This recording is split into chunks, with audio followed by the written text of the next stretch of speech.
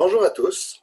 Aujourd'hui, je vais vous montrer comment on peut créer un graphique linéaire expérimental avec la version d'Excel 2016. En fait, ça va être valable pour différentes versions d'Excel, mais celle que j'utilise, c'est la version 2016. La seule chose qui va changer un peu, c'est l'endroit où on peut trouver les options dans les menus. Mais cela dit, c'est très facile à trouver d'une version à l'autre. Donc, comme je l'ai dit, ça va être un graphique expérimental de type linéaire. Et puisque c'est un graphique linéaire, ça va être un graphique du type y égale mx plus b. Donc, la fonction mathématique qui va le représenter, c'est y en fonction de x. Il va donc avoir ça va être une droite qui va passer par une certaine ordonnée à l'origine, qu'on appelle b, et qui aura une certaine pente qu'on appelle m. Mais bien sûr, puisque c'est un graphique expérimental, il va y avoir une incertitude sur la valeur de la pente, m, et sur celle de l'ordonnée à l'origine, p. Donc, il va falloir déterminer d'abord c'est quoi la meilleure droite, donc c'est quoi la meilleure pente, celle qui passe par le maximum de nos points expérimentaux. Mais ensuite, puisque ce sont des valeurs expérimentales, il va donc y avoir une incertitude sur la valeur de la pente ainsi que sur la valeur de l'ordonnée à l'origine. Donc, je vais vous montrer comment on peut faire pour tracer la pente minimale et la pente maximale qui respectent aussi les conditions de passer par le maximum de nos points expérimentaux en tenant compte de leurs incertitudes. Donc voilà, donc si ça vous intéresse, je vous invite à suivre cette vidéo. Merci, à tout de suite.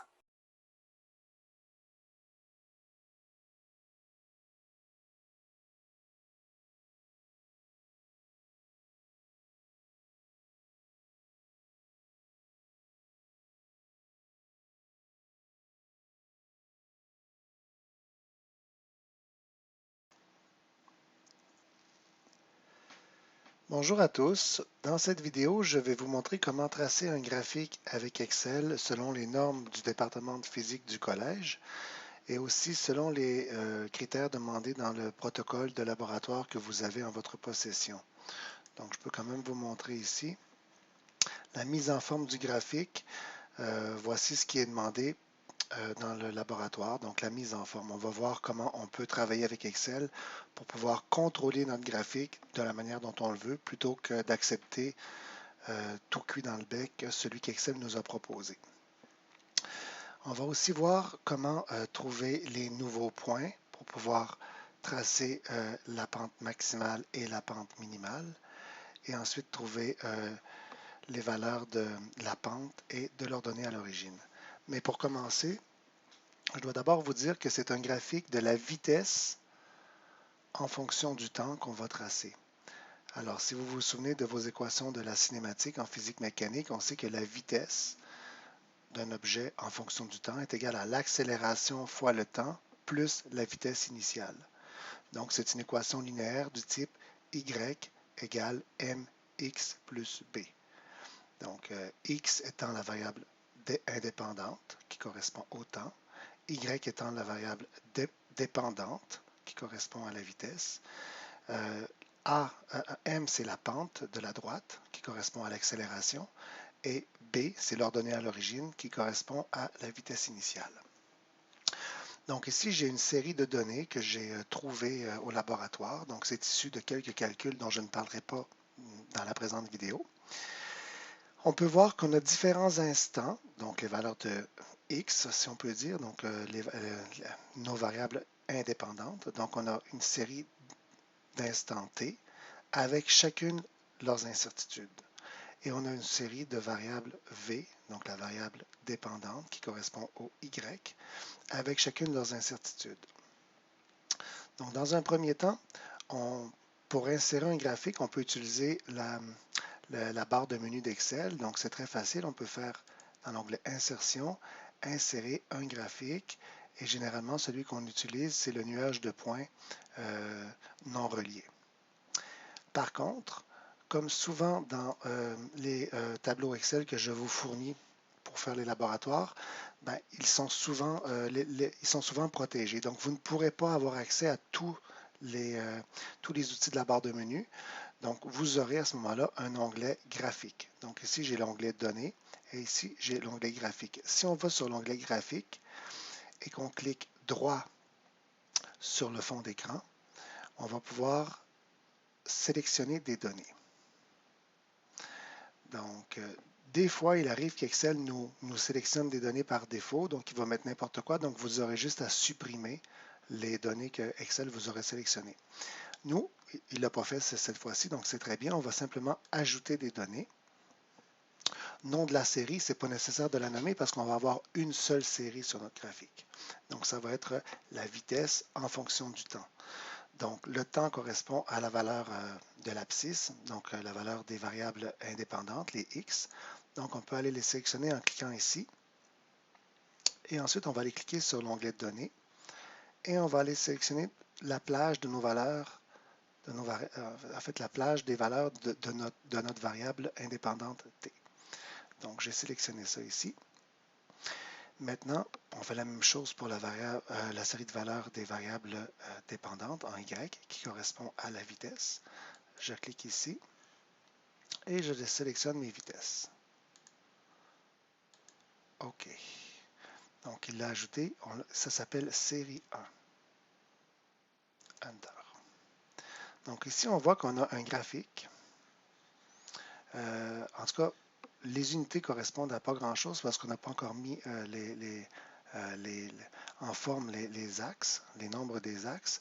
On peut très bien voir ici qu'on a une série de points qui correspondent à la vitesse à chaque instant.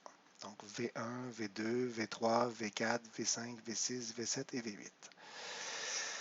Première chose qu'on peut faire, c'est d'abord se débarrasser de la légende ici. Comme je vous l'ai dit tout à l'heure, on a une seule série de données, donc c'est absolument inutile d'avoir une légende. Donc on clique dessus et on fait supprimer.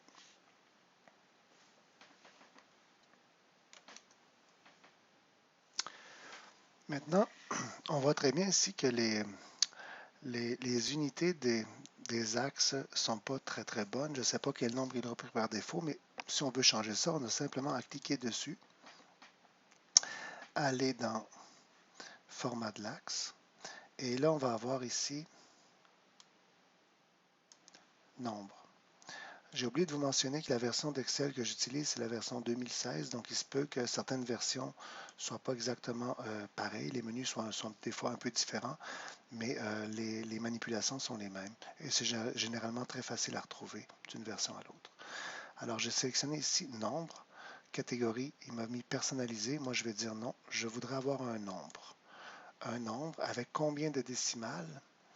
Donc, on peut lui dire 2 décimales. On va regarder ce que ça va donner. Donc ici, donc je vais agrandir un peu pour que vous voyez mieux. Ici, on voit qu'on a différentes valeurs qui correspondent à la vitesse en mètres par seconde. Donc 0.00, 0.50, 1.00, 1.50, ça va jusqu'à 2.50. Donc, c'est inutile de mettre 2 décimales parce que vous voyez que selon la graduation qui a été définie par Excel et qui est très très bien là, pour l'occasion, ça ne sert à rien d'avoir une précision au centième. Donc, on va mettre juste une décimale. L'idée, c'est d'avoir le moins d'informations possible, mais le nombre minimal d'informations nécessaires pour bien comprendre le graphique si on ne veut pas l'alourdir pour rien. Donc ici, 2 chiffres significatifs, c'est absolument correct. Maintenant, maintenant, on peut déjà changer la typo. Tiens, on va mettre la typo selon ce qui est demandé dans le protocole.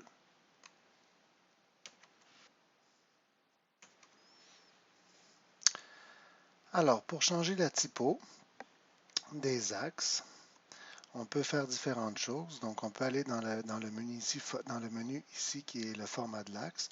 Donc, on peut aller dans le petit saut ici. Donc, il va nous donner la couleur et tout et tout. Donc, moi, j'aime bien avoir des couleurs noires. Et puis, ensuite, ça, c'est pour l'axe lui-même. Pour la typo, on ne l'a pas ici. Donc, on a déjà ici mis un axe noir, vous voyez. Option de texte, qu'est-ce qu'on a ici? Donc, remplissage du texte. Donc, c'est pas là. Alors, moi, ce qu'on peut faire ici, ombre, réflexion, ou carrément le texte ici, zone de texte centrée.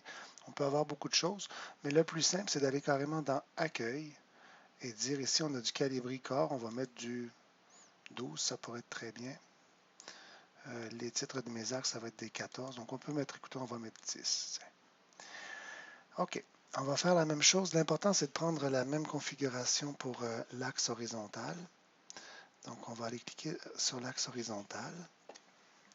On va lui mettre du calibré 9 ou 10. On va aller ici maintenant dans Nombre, donc Option d'axe, Option de texte, Option d'axe. Voilà. Maintenant, on va avoir ici nos valeurs et on va aller chercher Nombre. On va enlever Personnaliser. On va mettre Nombre avec 2 décimales. On va regarder ce que ça donne avec 2 décimales. Enter. Alors, ici, on a encore une fois des décimales de trop.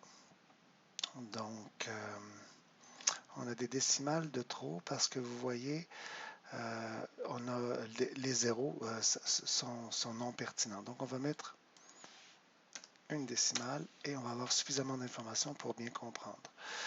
Maintenant, en ce qui concerne l'échelle de graduation, donc lui, il nous a dit qu'on partait de 0 jusqu'à 1.6 avec une unité principale de 0.2 et une secondaire de 0.04.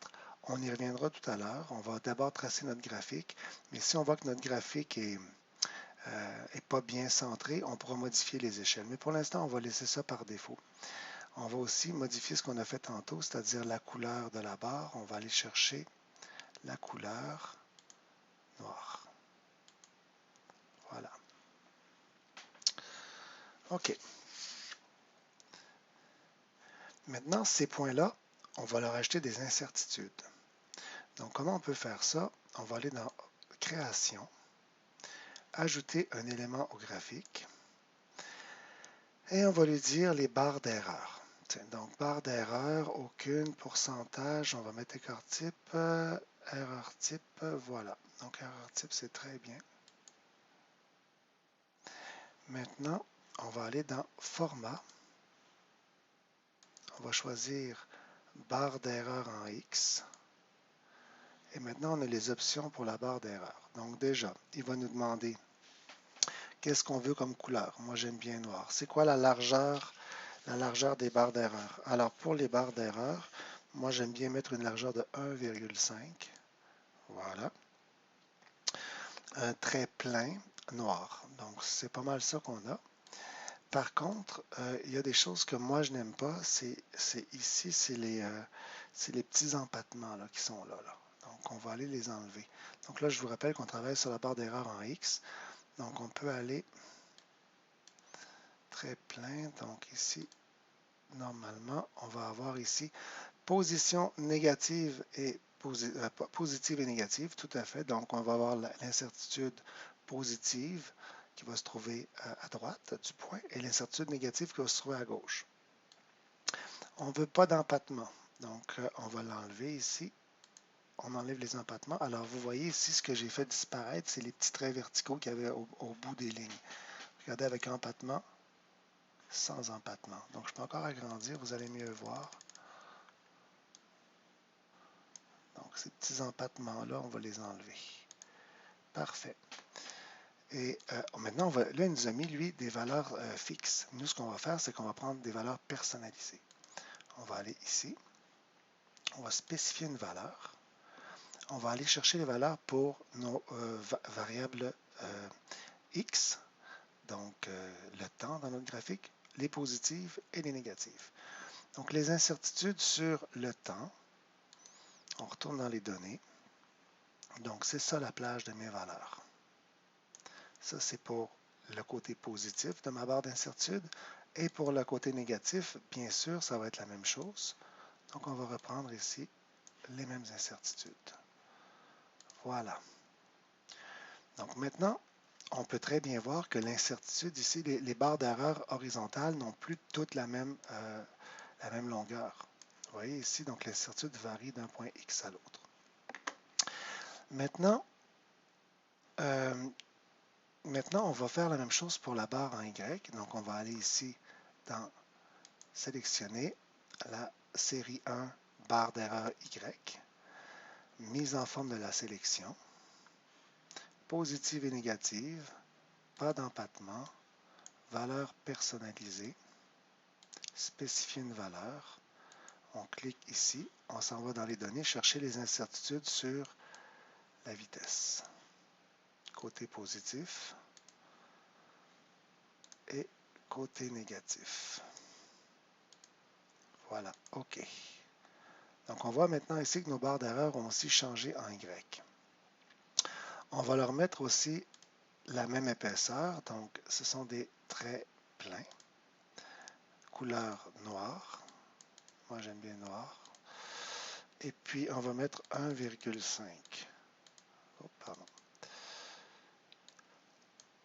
OK.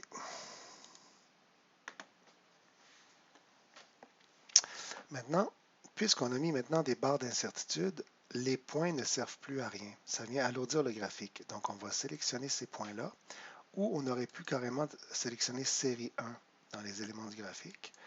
Et mise en forme de la sélection, on va aller ici, aucun trait, marque, on va mettre aucune marque. Donc, aucun remplissage, option des marqueurs, aucun marqueur en fait. C'est plus simple comme ça. Voilà. Donc maintenant, on a un graphique de la vitesse en fonction du temps et tout ce qui apparaît, ce sont nos barres d'incertitude. Maintenant qu'on a ça, on peut ajouter une courbe de tendance. Donc, on va aller dans Création, ajouter un élément au graphique. On va marquer courbe de tendance. Si je clique là-dessus, ici, je peux déjà choisir les types de courbes que je veux. C'est une courbe linéaire, on le sait, ça va être une droite, on le voit de toute façon. Ici, on a différentes valeurs, puis regardez, donc on peut voir que l'exponentielle ne fit pas parfaitement, mais que le linéaire fit parfaitement. De toute façon, c'est assez logique parce qu'on a, comme je l'ai dit tout à l'heure, la vitesse en fonction du temps, c'est un graphique du type y égale mx plus b. Donc, on va choisir linéaire. Maintenant, on va aller dans Format de la courbe de tendance. Donc, on va aller ici dans Courbe de tendance. On va aller lui mettre un trait plein, noir. Moi, j'aime bien avoir 1,5 points aussi d'épaisseur. C'est ce qu'il m'a mis, mais il m'a mis un trait dégradé. Pourquoi? Donc, moi, je voudrais avoir un trait pour la courbe de tendance. Excusez, donc ça a bougé. Ici, courbe de tendance. Donc, on va avoir ici un trait plein.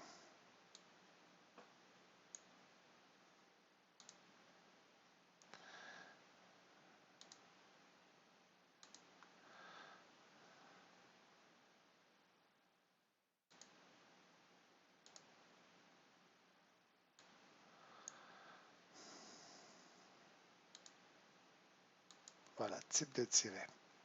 Type de tiret, c'est le trait plein. OK, donc on voit que la courbe de tendance, c'est la meilleure droite. En fait, c'est la droite qui passe par le maximum de nos points, le maximum de points de nos points expérimentaux. Alors maintenant, on peut cliquer gauche dessus.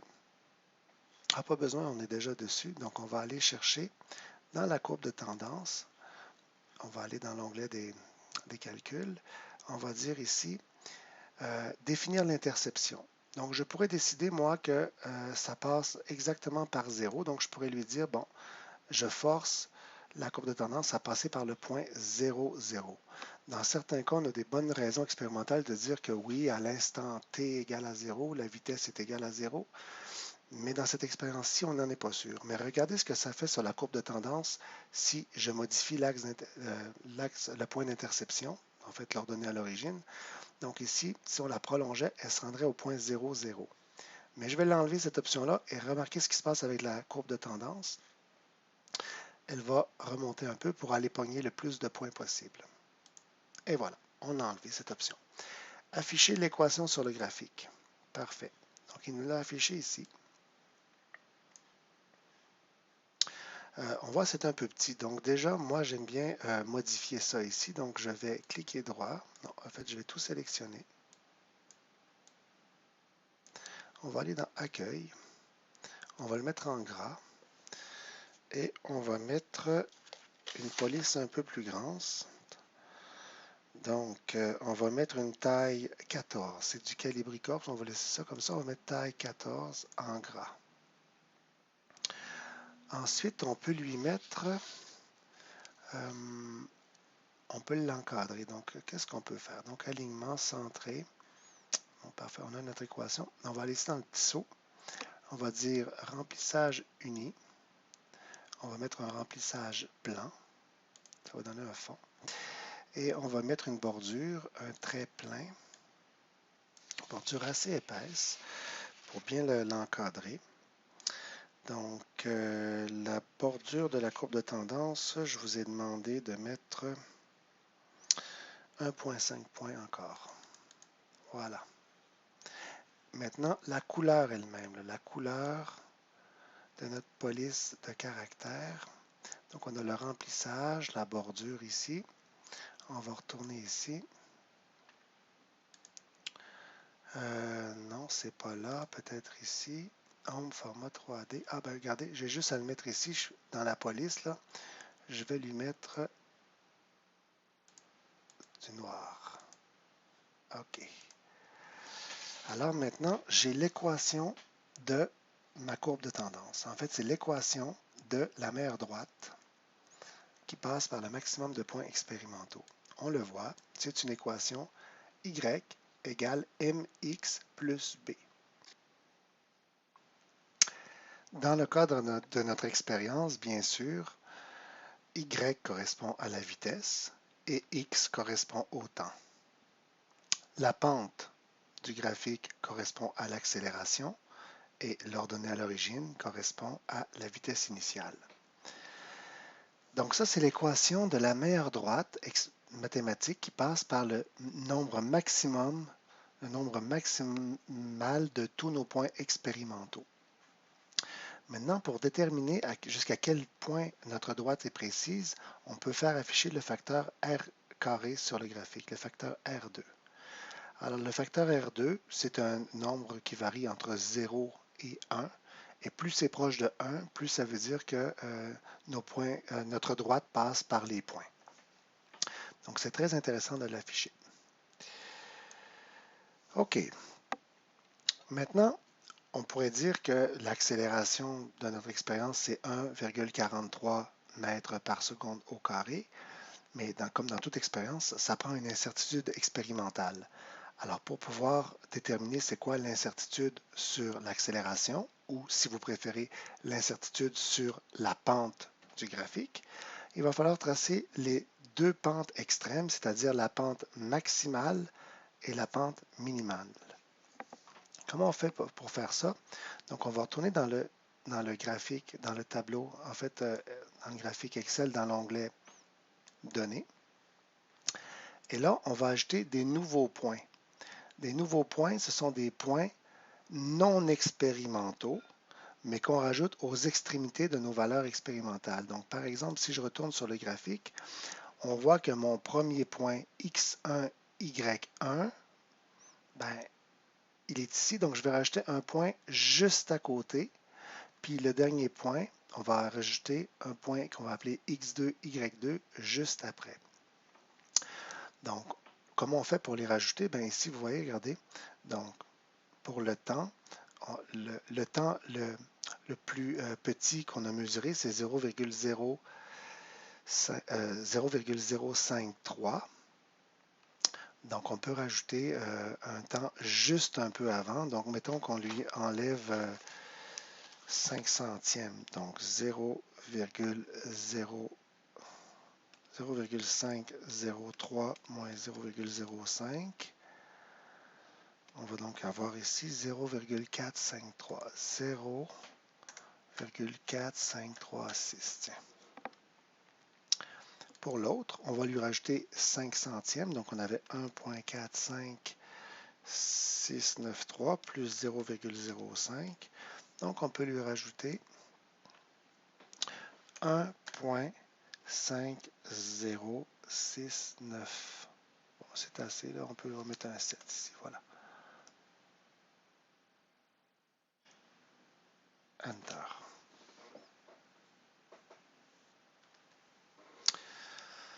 J'en profite pour vous dire aussi, pour vous montrer que lorsqu'on fait des calculs avec Excel, on garde le maximum de précision sur chacune de nos valeurs décimales.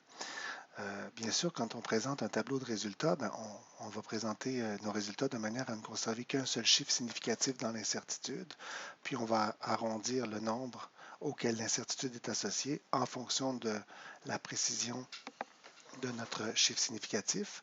Je vous montrerai tantôt, mais quand on travaille avec Excel, on garde le maximum de précision dans nos calculs.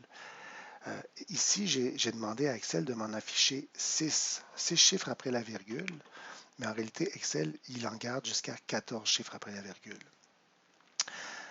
OK. Donc maintenant, une fois qu'on a rajouté nos nouveaux points, le premier point, c'est X1, Y1.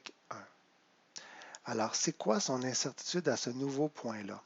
Retournons sur le graphique. Alors, on n'a pas d'incertitude expérimentale sur ce nouveau point qu'on a rajouté et qui n'apparaît pas encore sur le graphique. Je le ferai apparaître tout à l'heure. Mais le mieux qu'on puisse faire, c'est de le prendre le plus proche possible du premier point expérimental qu'on a mesuré et, tout bonnement, lui donner la même incertitude. Donc, on va retourner dans nos données. Alors, l'incertitude sur mon premier point, sur ma valeur x1, ça va être égal à l'incertitude sur mon premier instant, mon premier instant t. Donc ça, c'est égal. Donc on va écrire égal à ça. Enter. Donc vous voyez, c'est la même incertitude. L'incertitude sur mon dernier nouveau point, mon deuxième nouveau point, ben, ça va être l'incertitude sur le dernier instant. Donc c'est égal à ça. Enter.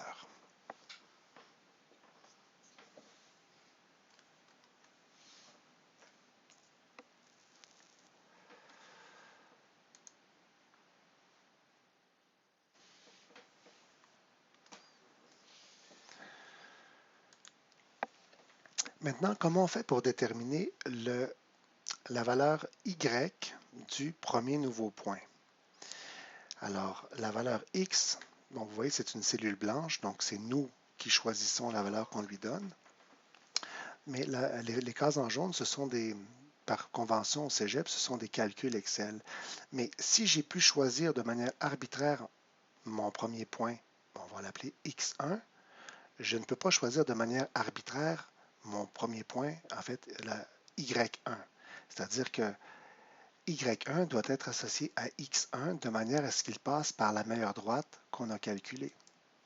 Donc, par exemple, si j'avais pris un point x1 ici, que j'avais dit 0.2, ben, mon y1 devrait passer par la droite ici, donc il serait à peu près ici. Moi, je n'ai pas pris 0.2, là, j'ai pris quelque chose de très près.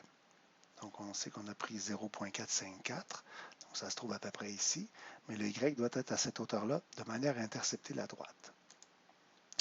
Alors, ben, on le sait, l'équation de la droite, c'est y égale mx plus b. Ou si vous préférez, a pour m et v0 pour b. Le problème, c'est qu'on n'a pas encore cette équation-là. Ben, on l'a ici dans l'équation sur le graphique. Bien sûr, je pourrais me servir de cette équation-là, mais c'est plus pratique d'utiliser dans le tableau de données et calculer c'est quoi la valeur de la pente de mon graphique. Donc ici, on va prendre la valeur A et on va utiliser la formule suivante d'Excel. Donc c'est égal à pente. Donc vous voyez ici, on a la fonction pente qui apparaît. Donc on va écrire pente, P-E-N-T-E. Et parenthèse, il nous dit X connu et Y connu. Alors les Y connus, ce sont nos vitesses ici, point virgule. Nos X connus, ce sont nos temps ici. Ferme la parenthèse. Et on obtient que A est égal à 1.40516. Allons voir sur le graphique. 1.4305. C'est la même chose. Mais c'est plus précis en utilisant carrément les valeurs du tableau. Pour l'ordonnée à l'origine, on va faire la même chose, sauf que cette fois-ci, on va utiliser la fonction ordonnée à l'origine. Donc, c'est égal à ordonnée.origine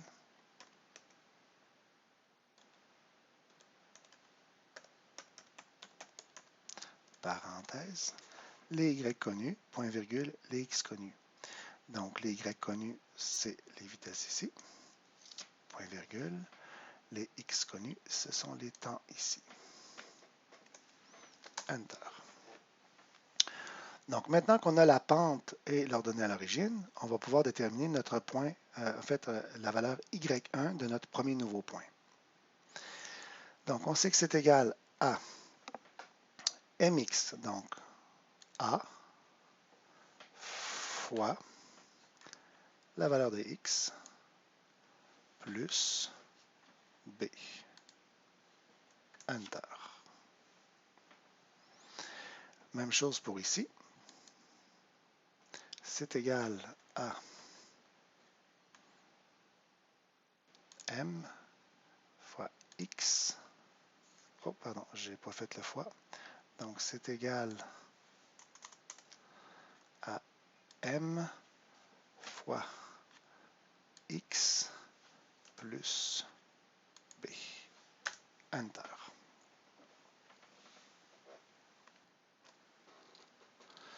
Maintenant, pour l'incertitude, on va utiliser le même raisonnement que tout à l'heure. On va prendre, faute de mieux, l'incertitude la plus proche. Par exemple, pour le premier nouveau point, on avait pris tout à l'heure l'incertitude du premier instant. Maintenant, pour la valeur y du premier nouveau point, on va prendre l'incertitude de la première vitesse. Donc, c'est égal à ça. Enter. Et l'autre, c'est égal à ça. Enter.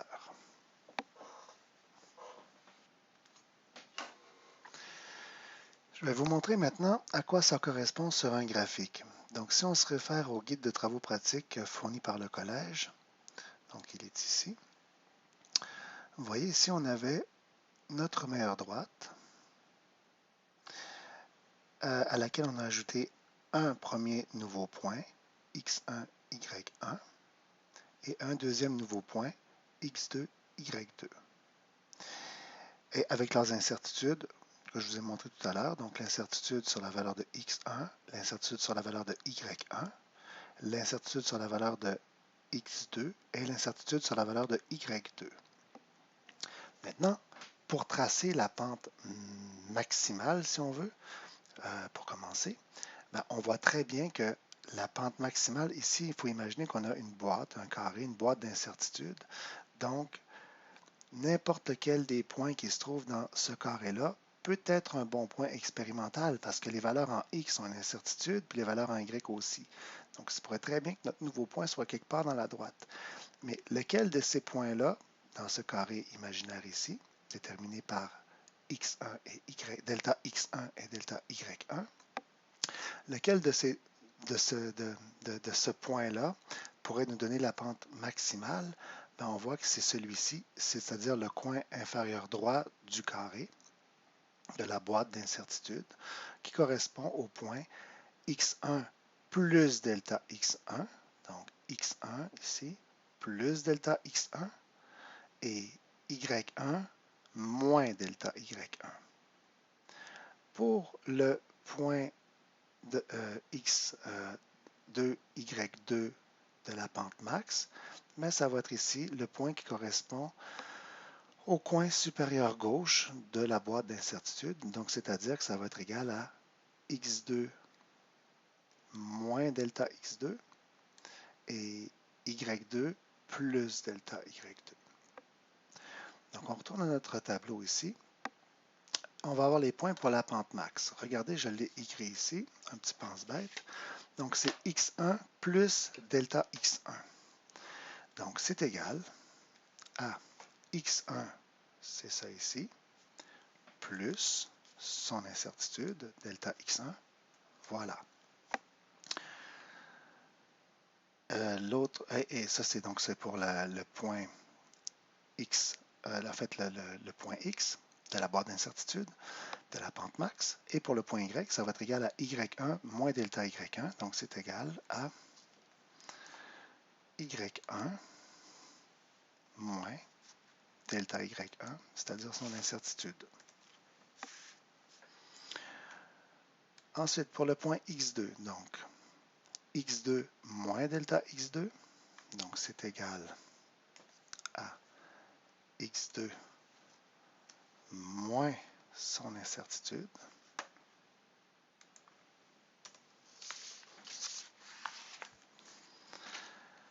Et pour le point Y2, ça va être égal à Y2 plus delta Y2, donc c'est égal à Y2 plus son incertitude. Donc, vérifions qu'on ne s'est pas trompé. Donc, on a X1 plus delta X1, ce qui est confirmé ici dans la formule. Ici, on a X2 moins delta X2, c'est confirmé dans la formule ici aussi. Delta Y1 moins delta Y1, c'est confirmé aussi dans la formule. Et Y2 plus delta Y2, c'est confirmé aussi dans la formule. Maintenant, la pente max elle-même, pour la déterminer, on a juste à faire la même chose que tout à l'heure, mais avec la fonction pente. Donc, c'est égal à pente de nos y connus, ben, cette fois-ci, c'est ces deux-là, point virgule, nos x connus, et maintenant, c'est ces deux-là, enter. Pour la fonction ordonnée à l'origine, c'est égal à ordonnée origine. Oups, je n'ai pas aimé. C'est égal à ordonnée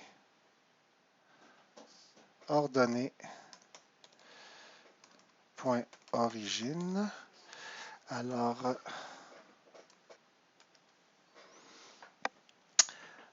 les y connus sont ceux-ci. Point virgule. Les x connus sont ceux-là. Enter. Très bien. Maintenant, les points pour la pente min. Même raisonnement que tantôt. Donc, je peux aller vous montrer encore une fois dans le document. Maintenant, la pente min ici, ben, on voit que c'est pour le x1, y1, ben, ça va être ici celui qui correspond au coin supérieur gauche de la première boîte d'incertitude. Donc, c'est-à-dire qu'on va avoir les coordonnées ici. Donc, on peut très bien voir que c'est, ils n'ont pas écrit dans le document, mais je peux vous le dire. Donc, c'est égal à x1 moins delta x1, y1 plus delta y1. Et pour l'autre ici, c'est le coin inférieur droit qui correspond à x2 plus delta x2 et l'autre c'est y2 moins delta y2. Donc je les ai écrits ici en pense-bête. Donc x1 moins delta x1, donc c'est égal à x1 moins delta x1, enter.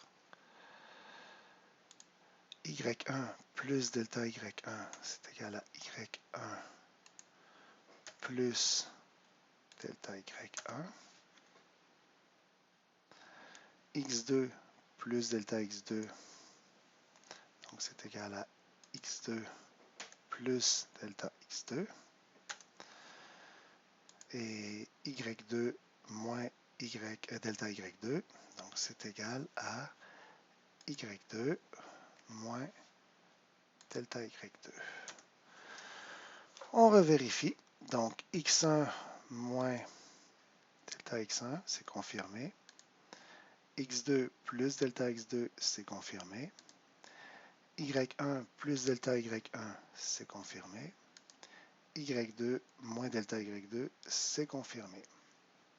Et pour la pente min, même chose que tantôt, pente, donc c'est égal à pente, les y connus, point virgule, les x connus. Enter.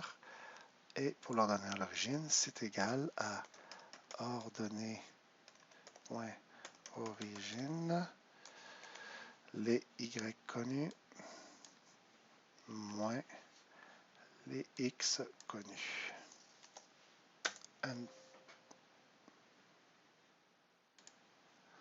OK, qu'est-ce que j'ai fait? Moins les x connus. Ah! J'ai mis un moins au lieu d'un point virgule. Voilà. Enter. Pour compléter le tableau de mesure et de calcul Excel, maintenant on va nous demander de trouver l'accélération et l'ordonnée à l'origine. Donc, pour ce faire, on va utiliser la méthode des extrêmes. Donc, on sait que l'accélération, ça va être égal à l'accélération moyenne, qui est égale à A max plus A min divisé par 2. Donc, à ce moment-là, on a ici, c'est égal à A max moins A min. On va mettre en parenthèse. Oups, oui, juste un instant. OK. On va mettre en parenthèse tout de suite. On va aller tous diviser tout ça par 2. Je vais travailler ici, ça va être plus facile. Diviser par 2. OK. Donc, c'est plus. Voilà. 1,43 mètres par seconde au carré. Vous voyez que ça correspond à peu près à ce qu'on avait trouvé tantôt avec notre pente de notre meilleure droite. Mais maintenant, on a pris avec la méthode des pentes extrêmes, donc la méthode des extrêmes, et on a à peu près la même chose. On verra pourquoi tantôt. C'est normal, parce que les deux droites, les pentes min et pentes max, vont être centrées par rapport à la meilleure droite.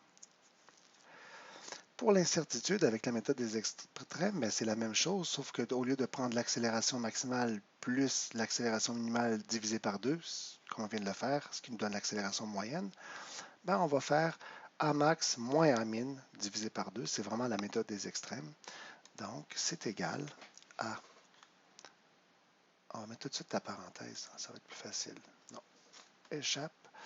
Donc, c'est égal, parenthèse, A max moins A min divisé par 2. Enter. Même chose pour l'ordonnée à l'origine. Donc, la méthode des extrêmes. Donc, ça va être égal à Vmax. Mais maintenant, vous remarquez que Vmax, il se trouve en bas.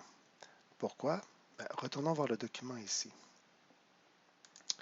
Donc, c'est normal que lorsqu'on a, par exemple, la pente minimale,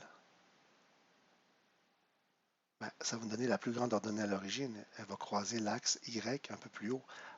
Et par contre, si on prend la pente maximale, on va avoir l'ordonnée à l'origine qui va être minimale. Elle va croiser l'ordonnée à l'origine plus bas. Donc, c'est pour ça que lorsqu'on a A max, on a ici V initial minimal. Et lorsqu'on a A min, on a V initial maximal. Donc, c'est égal à, parenthèse, V max plus V min divisé par 2. Enter. Et l'incertitude sur l'ordonnée à l'origine, ça va être égal à Vmax, j'ai oublié la parenthèse, Vmax moins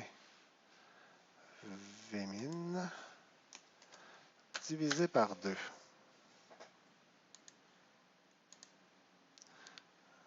Divisé. OK. Donc, on voit que l'ordonnée à l'origine, elle est pratiquement nulle. Donc, c'est tout à fait normal. On le voyait ici.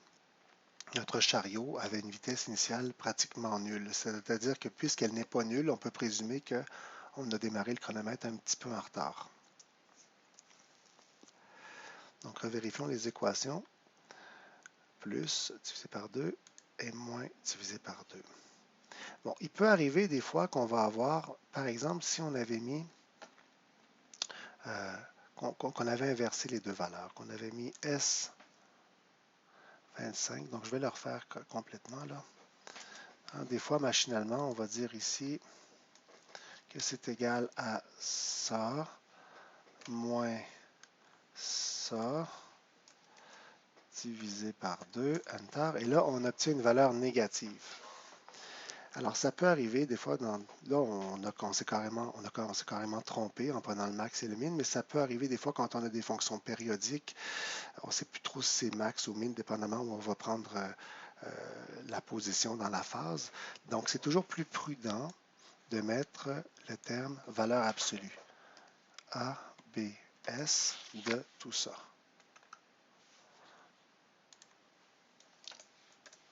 Donc, c'est une bonne habitude à prendre quand on fait les deltas, les incertitudes, je devrais dire, avec la méthode des extrêmes. ABS divisé par 2. Donc, tout ça. Pourquoi? Ben parce que si je l'enlève ici,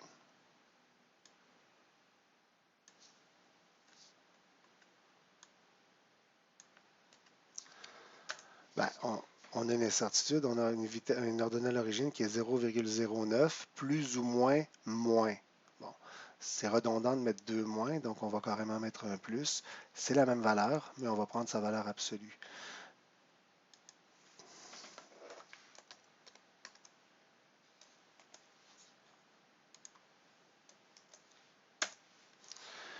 OK, puis par souci d'élégance, on va carrément prendre le max moins le min ici.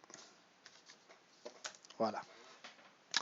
Donc maintenant, notre tableau de mesure et de calcul est complété. Maintenant, on va pouvoir aller compléter notre graphique.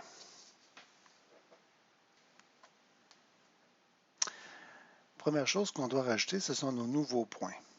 Alors, nos deux nouveaux points, x1, y1, x2, y2.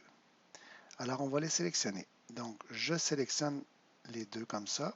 J'appuie sur la touche CTRL et je peux sélectionner en même temps les valeurs de y. Je fais copier, CTRL copier si on veut. Ou on peut aller dans le menu ici, puis choisir copier. Maintenant, on va dans le graphique et on va les faire coller. Collage spécial. Et il va nous dire ici, ajouter les cellules comme nouveau point en X ou nouvelle série. Nous, puisqu'on a deux nouveaux points, on va mettre une nouvelle série. Et on va dire, valeur de Y, c'est en colonne, et l'abscisse, valeur de X dans la première colonne. Voilà. OK. Donc là, maintenant, on a une nouvelle série ajoutée à notre graphique. Mais comme vous le voyez, ils n'apparaissent pas, les nouveaux points. Pourquoi? C'est simplement les options d'affichage qu'il va falloir modifier. Des fois, ils apparaissent, des fois, ils n'apparaissent pas. Mais puisque j'ai enlevé les marqueurs pour ma série 1, Excel a peut-être trouvé que je voulais les enlever aussi par ma série 2. En fait, je veux vraiment les enlever, mais pour vous les montrer, je vais les faire apparaître. Donc, on va aller dans Format. On va dire Série 2. Mise en forme de la sélection. Et on va lui dire, tiens, les marques, option des marqueurs, on va lui dire, tiens, on va prendre un gros rond, tiens, par exemple. Donc, prédéfini, on va prendre un gros rond. OK. La taille, tiens, on va les mettre pour que vous les voyez bien. Ça a l'air correct comme ça. De toute façon, je vais m'en débarrasser tantôt, vous allez voir. Donc, Enter. Donc là, vous voyez, j'ai mes deux nouveaux points qui ont été rajoutés. Personnellement, je trouve qu'ils sont un peu éloignés. Donc, ce que je peux faire, je peux retourner dans mon tableau Excel, puis les rapprocher encore. Donc, on va aller dans le tableau Excel. Et nos nouveaux points, maintenant, on va faire Escape pour enlever ça. Donc, au lieu d'enlever 5 centièmes, je peux enlever 2 centièmes. On va les rapprocher un peu.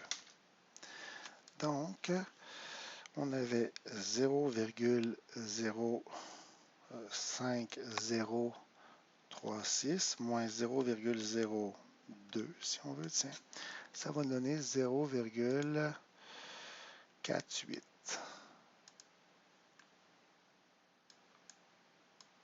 4836. Enter. Donc, vous voyez, toutes les valeurs ont changé. Donc, ne vous inquiétez pas, là, tout a changé. Maintenant, ici, je vais lui rajouter seulement 2 centièmes. Donc, à ce moment-là, je vais donc avoir 1,456973 plus 0,02. Donc, je vais donc avoir ici 1,477. Enter. Retournons voir le graphique. Et là, vous voyez, ils se sont rapprochés.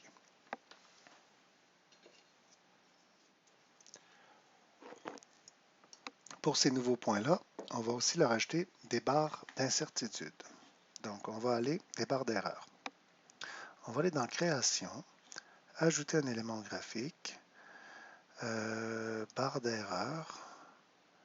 On va dire, tiens, ici, erreur type.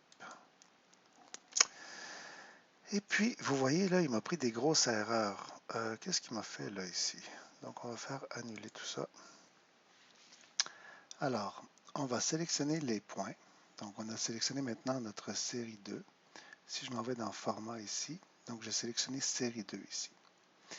Création, ajouter un élément du graphique, barre d'erreur. Et là, on voit que c'est juste les barres d'erreur sur ma série 2 qui sont modifiées. Donc, erreur type, écart type, autre option de la barre d'erreur. Tiens, on va mettre erreur type si on veut, puis on ira le modifier après. Donc, maintenant, on va dans Format,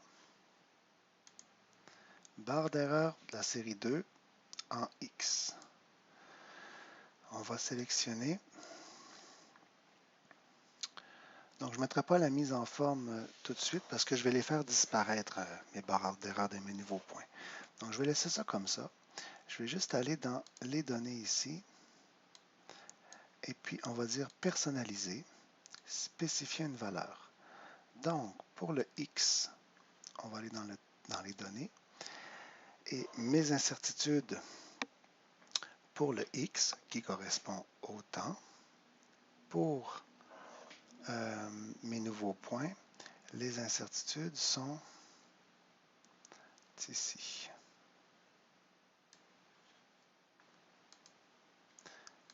Même chose pour le côté positif, négatif. Et voilà. Maintenant, on va regarder pour les valeurs en Y. Donc, série 2, barre d'erreur en Y. On va aller personnaliser, spécifier une valeur. On va aller dans les données. Et mes incertitudes sur Y, c'est ces deux-là. Valeur positive et valeur négative. OK. Donc maintenant, on peut faire un agrandissement. Et puis, je peux aussi, vous allez mieux voir, je vais vous enlever les points. Donc, on va retourner sélectionner notre série 2. Mise en forme de la sélection. Option des marqueurs. On va dire aucun. OK. Donc, maintenant, on va faire un agrandissement de tout ça.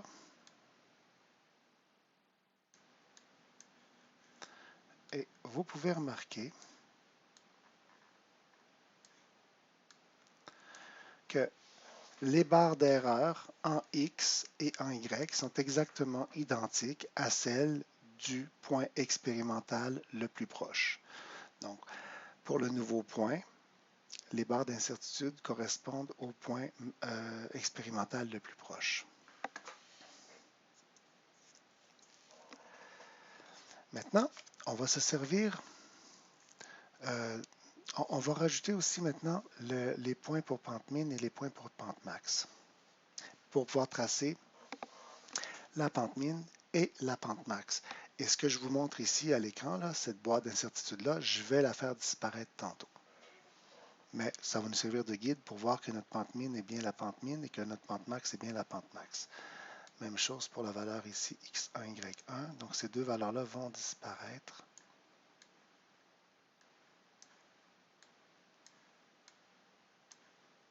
Voilà.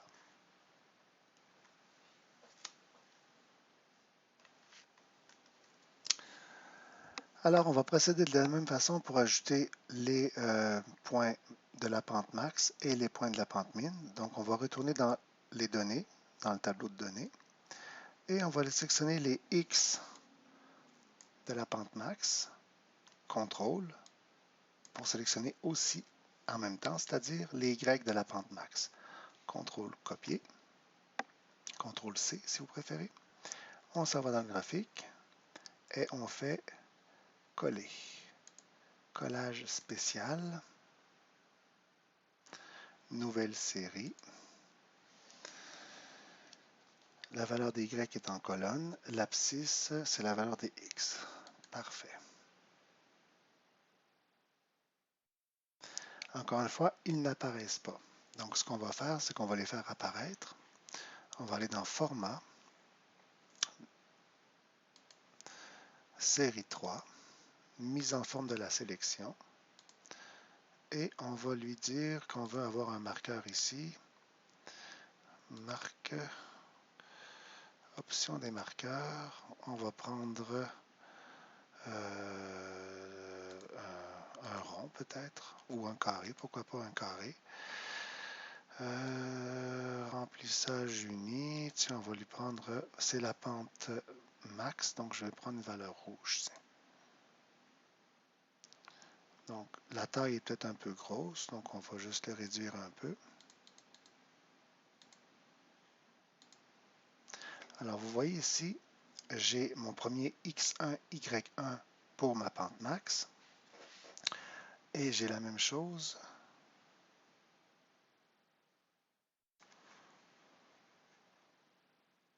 en X2, Y2 pour la pente max. Donc ça, c'est ma série 3 ici, c'est ma pente max.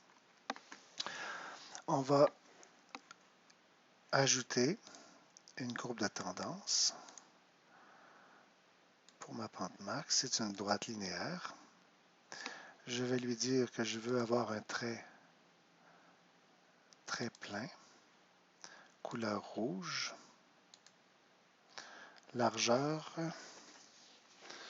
2, ce que j'avais pris 2 tantôt pour la... On va lui donner la même largeur que la mer droite, la courbe de tendance. Donc on avait pris 1.5 points, on va lui mettre 1.5 points. Voilà. Et le type de marqueur, moi j'aime bien que ça soit un trait plein. Donc transparence, le trait.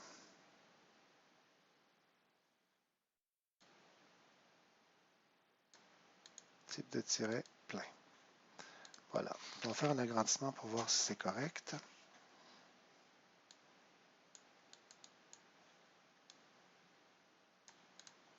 Ah, il me fait un genre de pointillé que j'aime pas.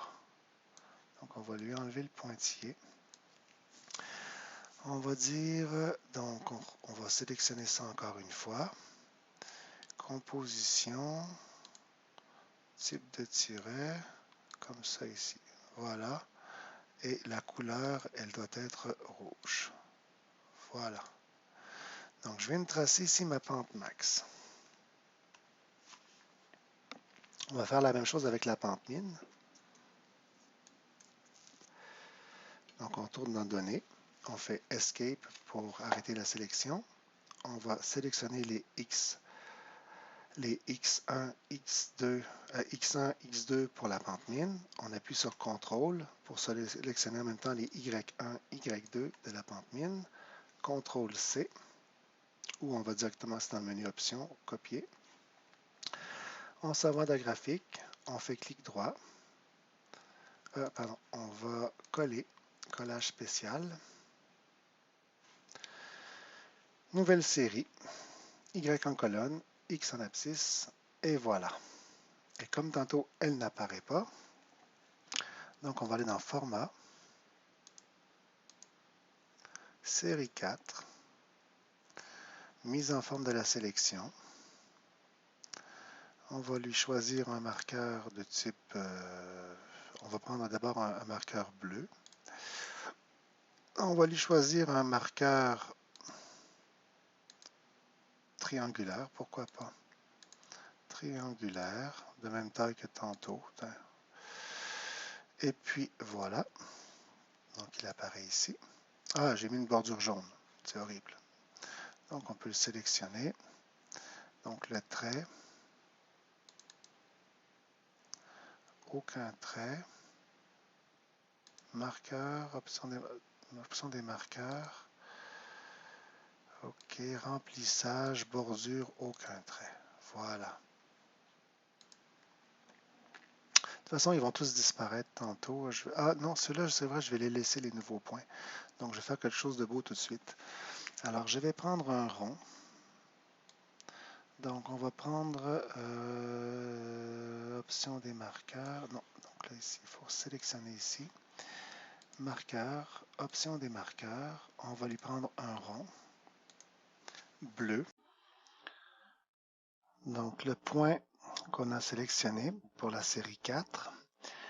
Donc, le point X1, Y1 de la pente mine et le point équivalent pour la pente mine toujours, donc X2, Y2. On a sélectionné un marqueur rond de taille 4, remplissage uni, aucun trait. Maintenant, on va faire la même chose avec le marqueur de la série 3 qui correspond au point de la pente maximale. Donc, on va sélectionner donc format, on va série 3, le marqueur. Donc, on va dire option des marqueurs. On va choisir un rond de taille 4, remplissage uni, aucun trait. Voilà. Donc ça, j'y porte attention parce que c'est les deux seules choses que je vais garder là pour mes nouveaux points. Je vais enlever les boîtes d'incertitude, puis je vais surtout pas mettre les nouveaux points, là, X1, X1, Y1, puis X2, Y2. Je vais seulement prendre les points de la pente mine puis de la pente max. OK, donc maintenant, on va sélectionner encore la série 4. On va faire création, ajouter un élément du graphique, une courbe de tendance linéaire. Lui, par défaut, il m'a mis une belle ligne pointillée jaune. Moi, j'aime pas ça. Alors, on va aller dans l'option de la courbe de tendance. Remplissage, donc c'est ça ici. Trait. Un trait plein. Couleur, on va lui donner du bleu. On va lui donner une taille, une largeur de 1.5. Et on va lui donner composition très plein. Et comment je me débarrasse des pointillés jaunes? Ça se trouve ailleurs, ça se trouve dans marque. Aucun remplissage. Ah non, remplissage uni. Trait.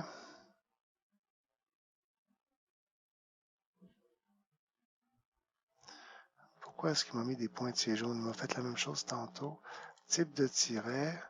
Composition, c'est pas ça.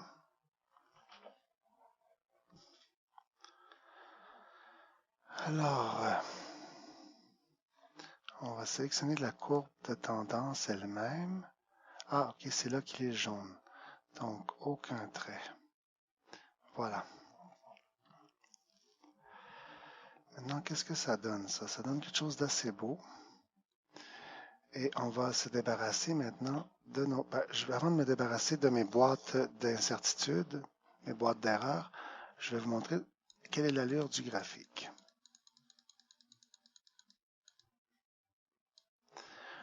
Donc, vous voyez bien qu'on a la mer droite qui passe par le centre, la pente max et la pente min, et les trois se rejoignent en un point.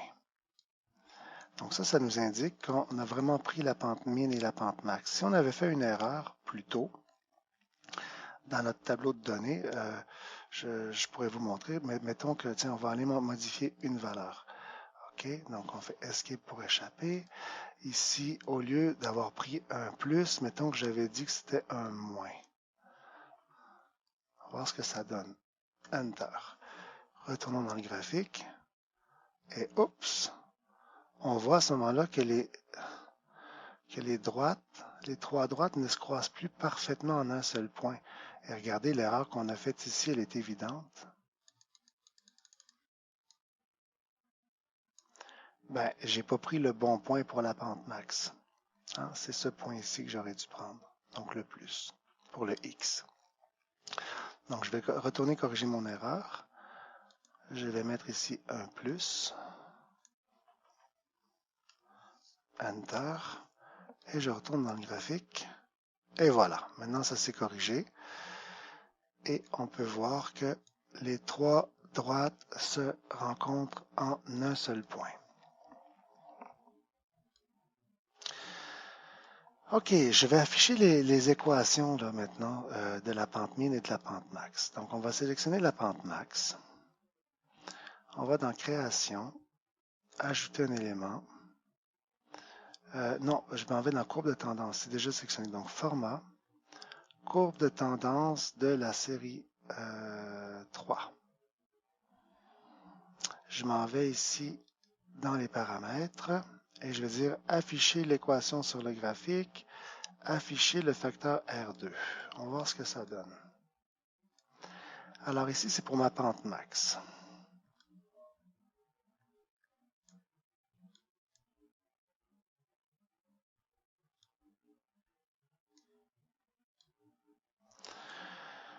OK. Refaisons l'erreur de tantôt. Je vais vous montrer. D'abord, on va mettre en forme. Donc, on va sélectionner tout ça. Tout à l'heure, on s'en va dans Accueil. On avait pris du 14. Maintenant, on va prendre une police rouge en gras. On va l'encadrer. Donc, remplissage uni, on va mettre du blanc. Bordure, on va mettre un trait plein noir de 2. On avait pris tantôt. Voilà. Donc, première chose à ne pas faire, c'est afficher le facteur R2. Pourquoi? Parce que c'est une information absolument inutile lorsqu'on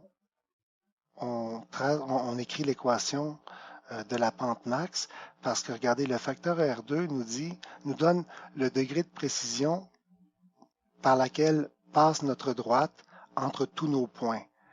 Mais là, ce ne sont pas des points expérimentaux, ce sont des points qu'on a nous-mêmes choisis. On lui a dit, regarde, je vais te donner un nouveau point pour la pente, 2 nouveaux points pour la pente max. Je fais passer une droite à travers ces 2 points-là. Donc, c'est sûr que le facteur R2 va être égal à 1.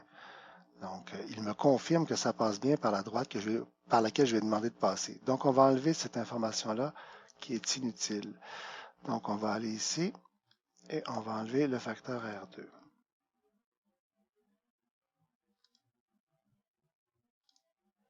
Pourquoi il ne l'a pas enlevé? OK, on va retourner dans Format,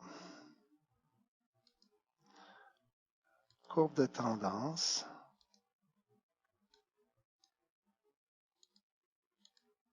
Je vais enlever l'équation, je vais juste afficher l'équation. OK, donc c'est un petit bug.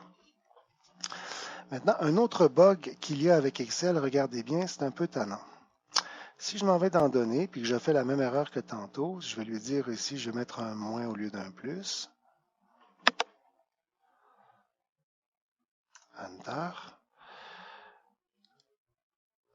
Dans mon graphique, il me l'a modifié ici. Des fois, il ne le modifie pas. Donc, ça dépend des fois. Là, il faut vérifier. Quand on modifie une droite, une courbe de tendance, des fois, il faut effacer puis réafficher l'équation. Mais là, il me l'a modifié. Donc, soyez prudent, donc vérifiez quand même. Quand vous modifiez votre courbe de tendance, prenez l'habitude de l'enlever, l'équation, puis de la remettre. La mise en forme va rester de toute façon. Maintenant, on va retourner en arrière, on va corriger l'erreur qu'on vient de faire volontairement.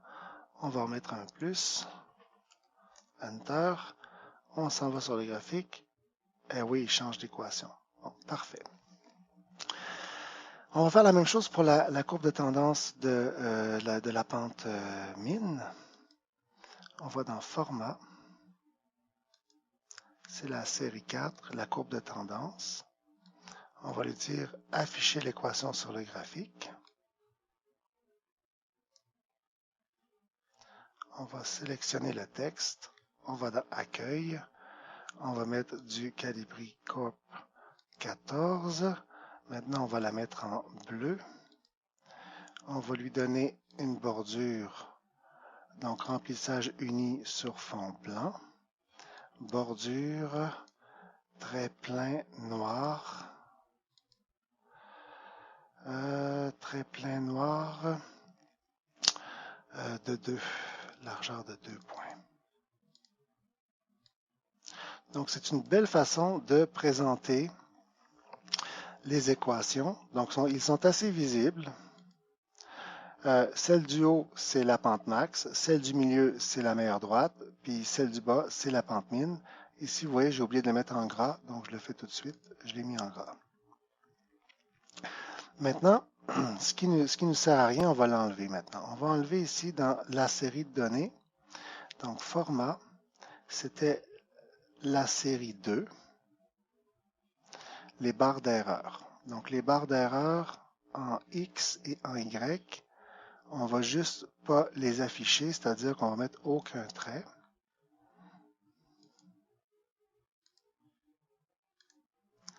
Maintenant, elles ont disparu. Alors, tout ce qu'il nous reste maintenant, ce sont nos nouveaux points. Maintenant, le graphique, on va l'améliorer. Donc, le quadrillage, déjà, on va regarder une vue d'ensemble. Est-ce que la zone est belle? Oui, la zone est belle. Donc, il n'y a pas trop d'espace perdu.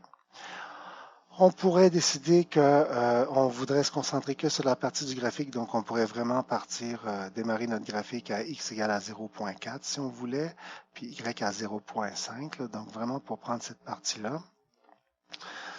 Mais dans ce cas-ci, ça peut être acceptable de le laisser comme ça. Parce que si on fait un prolongement, on verra à ce moment-là que que l'équation passe presque par 0.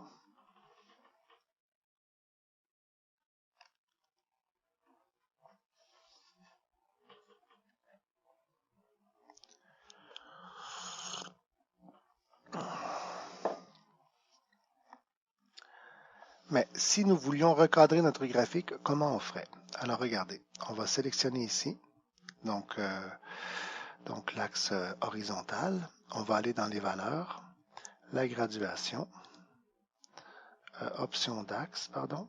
On va dire le minimum est à 0,4. Voyons. Pourquoi il ne me le met pas?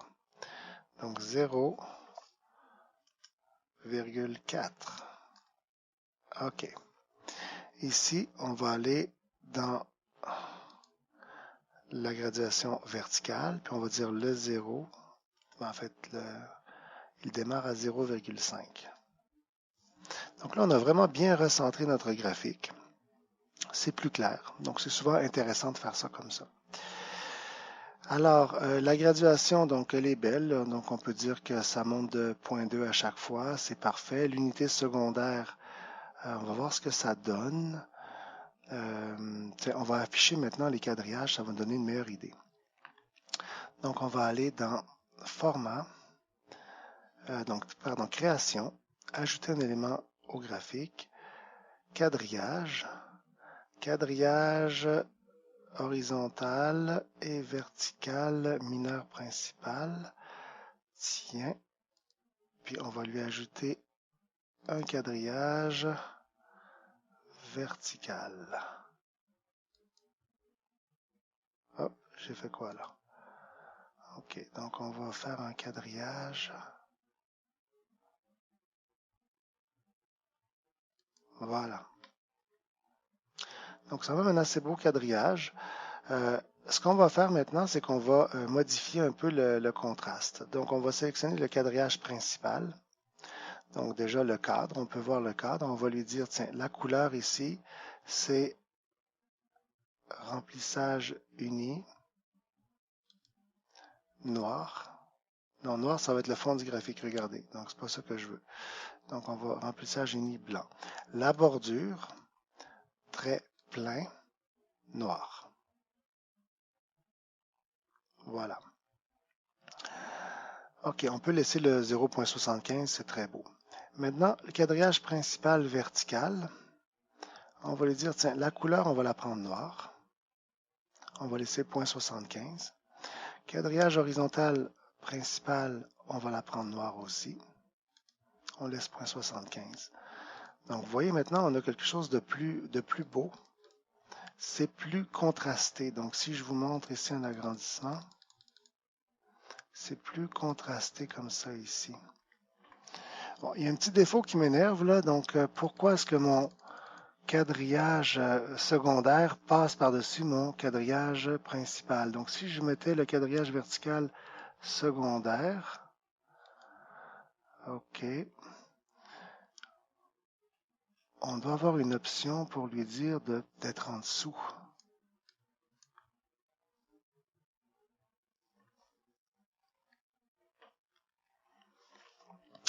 Bon, déjà, on va lui augmenter un peu son contraste. Là, c'est peut-être pas assez contrastant, donc peut-être que ça, c'est plus beau. OK, peut-être un peu trop. Tiens, on va prendre ça ici. Maintenant, pour le vertical, on va prendre la même teinte. Voilà ici. Pour lui, maintenant, si je le mettais rouge, non, je vais le mettre noir. Pourquoi est-ce qu'il est en dessous?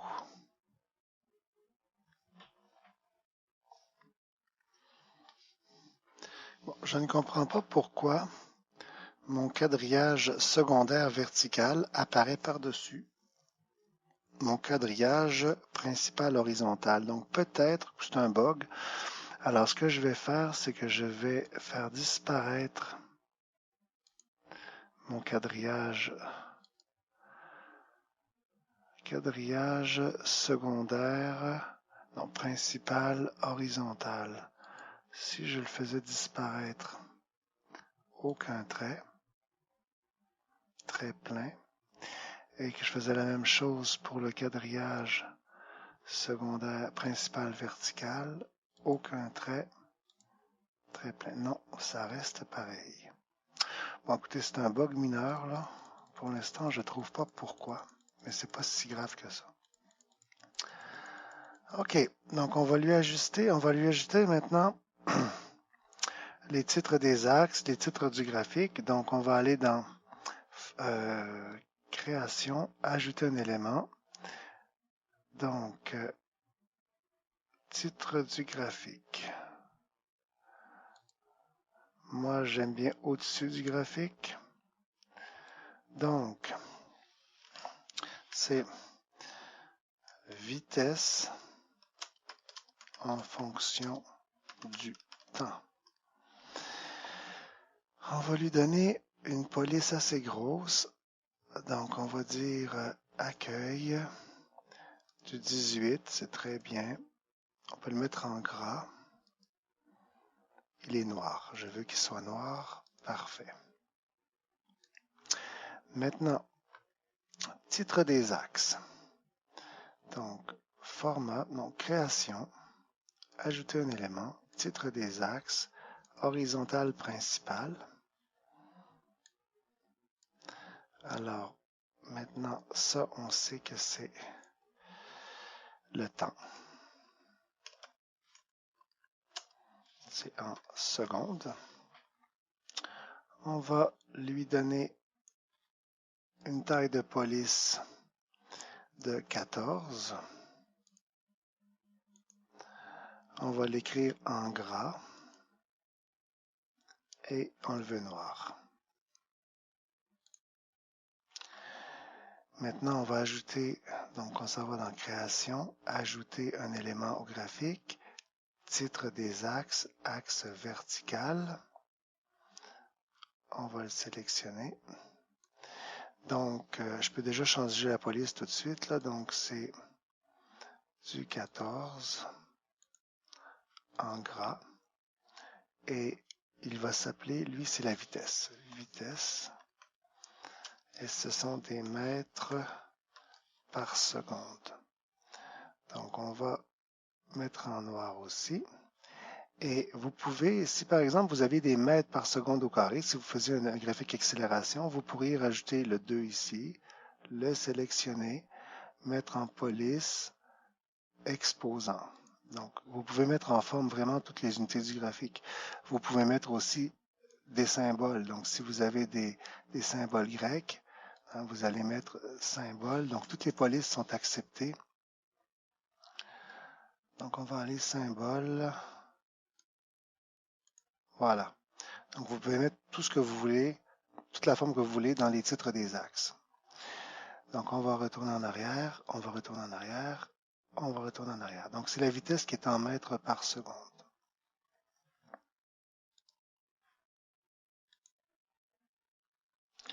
Donc là, je trouve qu'on a un graphique qui est quand même assez beau, qui respecte toutes les conditions demandées dans le protocole de laboratoire. Donc, vous avez ici le titre avec la bonne typo, les bonnes proportions. Vous avez ici les trois courbes de tendance, donc la pente max, la pente mine et la meilleure droite, donc dans l'ordre, de haut en bas. En fait, je devrais dire la pente max, la meilleure droite et la pente mine, dans l'ordre de haut en bas.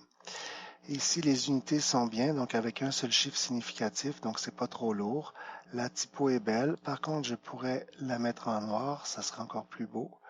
Donc, on va lui dire ici le remplissage.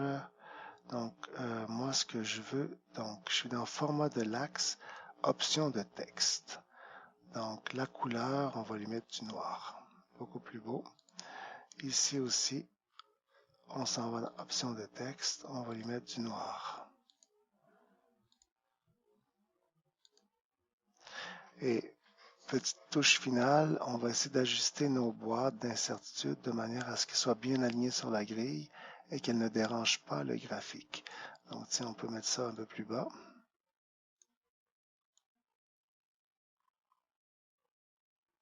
Donc, pour ce faire, on va agrandir, ça va être plus facile.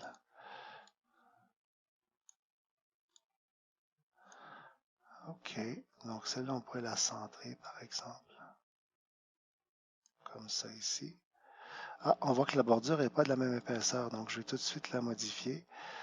Donc, on s'en va dans remplissage, bordure, on va la mettre en 2, comme les autres.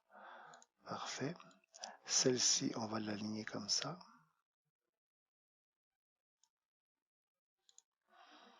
Et celle-là, ici, comme ça.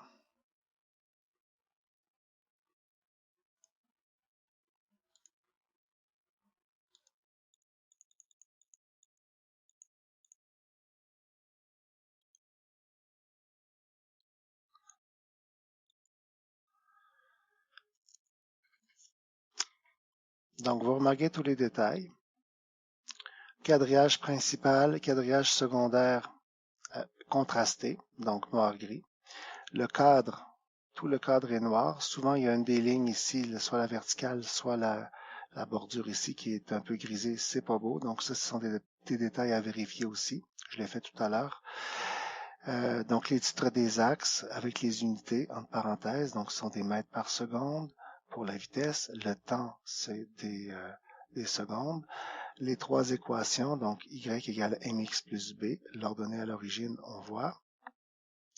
Et ici, on a la meilleure droite, donc l'accélération moyenne qui est égale à 1,4305 mètres par seconde au carré, plus l'ordonnée à l'origine qui est pratiquement de 0.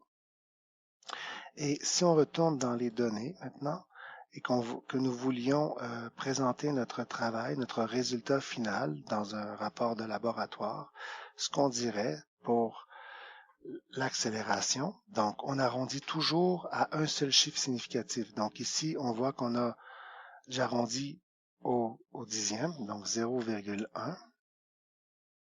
Donc, si j'arrondis au dixième ici, je dois arrondir mon accélération au 1 dixième, donc ça serait 1,4.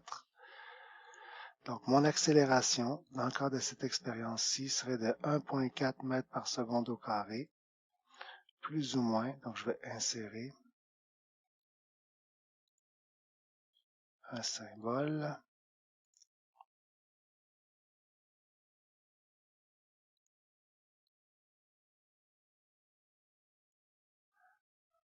Fermer.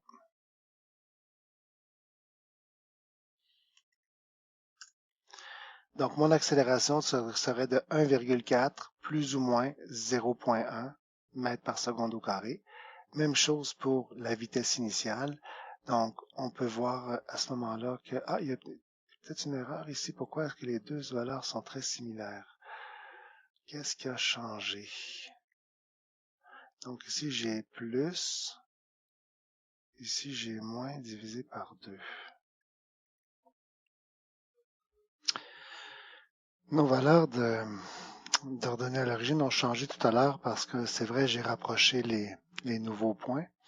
Mais ici, on peut remarquer que l'incertitude sur l'ordonnée à l'origine est pratiquement aussi grande que l'ordonnée à l'origine elle-même. Et c'est juste simplement parce que V0 min est tellement près de 0 que le fait de l'additionner ou de le soustraire à V0 max, puis ensuite diviser le tout par 2, n'a pratiquement aucune influence. Donc, on peut essayer donc, si je voulais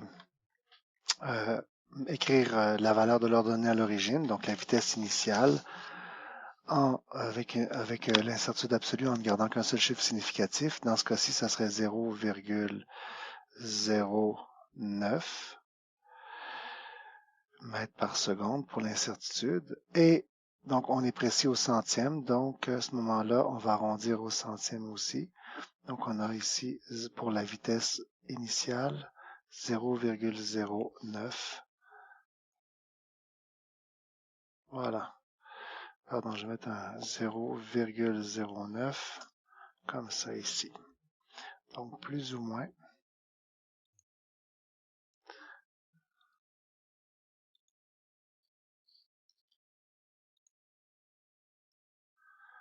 Et ici, ce sont des mètres par seconde. Et ce sont des mètres par seconde au carré pour l'accélération. Donc, vous voyez que, en fait, l'incertitude sur la vitesse initiale est très, très, très grande. Puis la vitesse initiale est pratiquement nulle. Mais retournons voir sur le graphique, puis on va comprendre mieux pourquoi. Donc, à ce moment-là, on voit que, ici, c'est vrai que ma droite ne tend pas vers, j'ai coupé le 0, 0, mais on peut voir ici qu'à ce moment-là, cette droite-là, la meilleure droite, elle passe par 0,09. La pente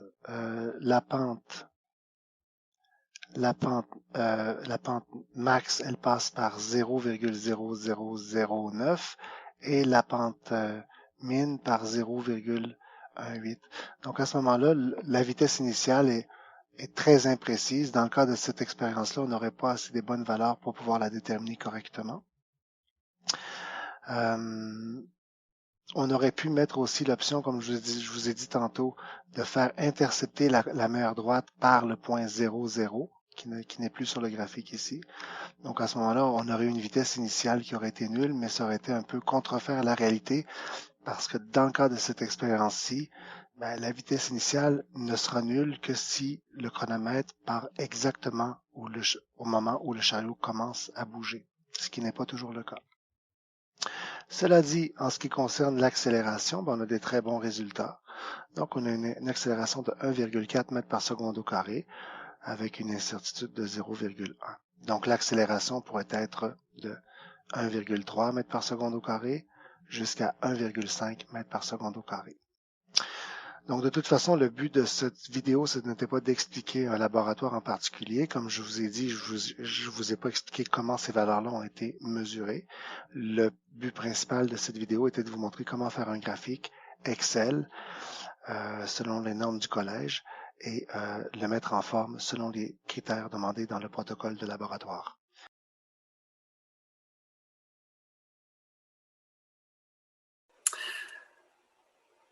Alors voilà, c'était ma présentation sur la création d'un graphique linéaire expérimental avec Excel, version 2016. J'espère que ça vous a plu. Si tel est le cas, n'hésitez pas à mettre un petit like, ça fait toujours plaisir. Et si vous pensez que ça peut être utile à d'autres étudiants, n'hésitez pas à partager cette vidéo. Merci, à la prochaine!